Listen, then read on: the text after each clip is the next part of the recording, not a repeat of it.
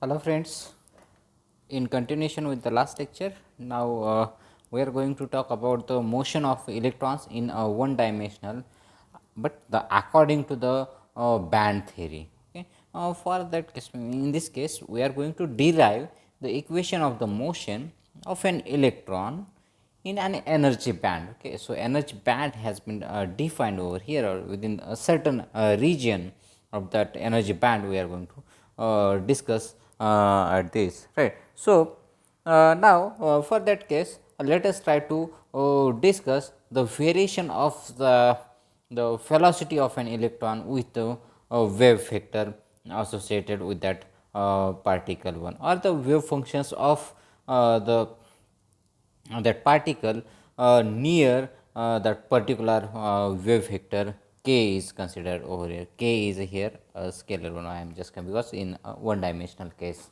is the seen here. Okay. So, now according to the wave mechanical theory of the particles, right.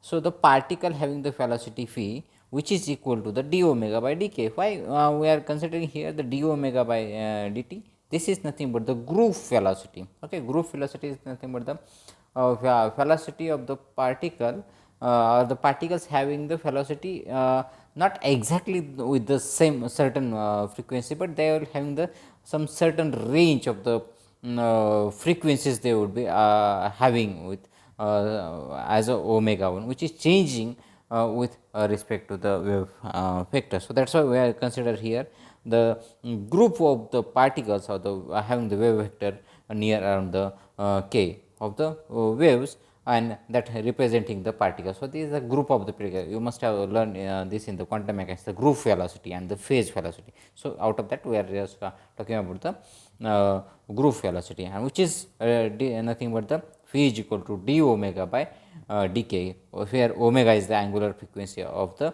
de Broglie waves. Okay, de Broglie waves having the group of the particles together having the frequency omega, and the associated its wave vector is k over here. So, now as the particle is confined within a certain range, then it will be its energy of that particle is given by E is equal to h cross omega 1. We have seen it, E is equal to h cross omega.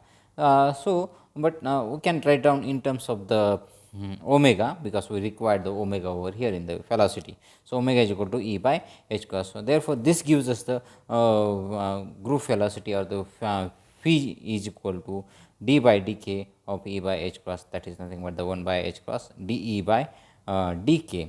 So, now here, as we know that the energy for a free electron confined within a certain range, or the confined in a finite well is given by E is equal to h cross square k square by 2 m. Okay. So, m is the mass of a electron one. So, just try to differentiate with respect to the k, so that we can find out the corresponding velocity of that particle. So, dE by dk will give us the h cross square by m into k. So, just try to substitute this value of the velocity into the above equation, which we have derived here, that is v is equal to 1 by h cross dE by dk. So, that will give us the v is equal to h cross by m into k. So, the velocity is and we know that the h cross k is nothing but the momentum.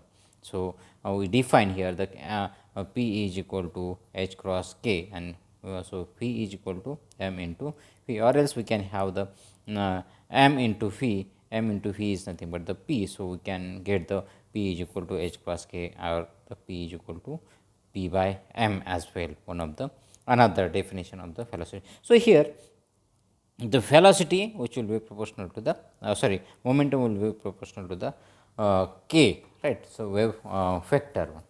So, let us recall our the band theory. Okay. So, according to the band theory, what happens that the E is our energy is not exactly proportional to the k square, or else what kind of the these natures we have seen it, right. So, this if suppose try to find out the energy versus k diagram, then this is the scene we can get it, right. So, this we have seen. So, this actually not exactly proportional to the its parabola one, but this variation of that energy with the wave vector is shown over here. So, this is the nature of the graph what it gives us. Okay. Now, this is confined within a certain range, that is plus or minus pi by 2 or first bill was one, we can say it here. So, energy versus k. So, on the x axis we can have the k as our wave vector, the variable is a k. So, ek diagram is shown over here. So, now the ek we can see from this figure. Now, and the velocity versus the wave vector can be seen is kind of the sinusoidal wave. At the center it is 0, and on the extremity also it is 0, but in between it is varying with the some kind of the sinusoidal wave. So, phi versus k is can be seen from this diagram as well. Now, let us talk about the free electron, because we are interested in the free electron and its velocity. So, from the above equation what we get it, the phi is proportional to the k. Okay. So, phi is proportional to the k, as we can clearly see from the above equations as well, we can see over here as well, right. So, V is proportional to the k. At the top and the bottom of the energy band diagram, okay, you can see over here at the top and the bottom of the energy band diagram, phi is equal to 0. So, here and here, the at the top say at the bottom and at the top also our velocity becomes a 0. The from the periodicity of the ek diagram, from the periodicity of the ek curve. So, it is clear that the d by dk is equal to 0 at that point. So, at this point there is a no variation of the energy at this point. So, velocity or the its d by dk becomes a 0. So, from this also we can get a d by dk becomes a 0 at the point. At this point, so the velocity becomes a maximum. Now, here we now okay, we know that at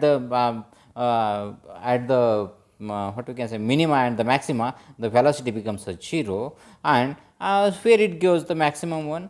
So, now the velocity becomes maximum at the certain point somewhere at the point k is equal to k 0, where k 0 corresponds to the inflection point of the ek curve. So, this is the point where we can have the maximum velocity, okay, maximum velocity, or here also the maximum on the negative side. So, this is also a maximum.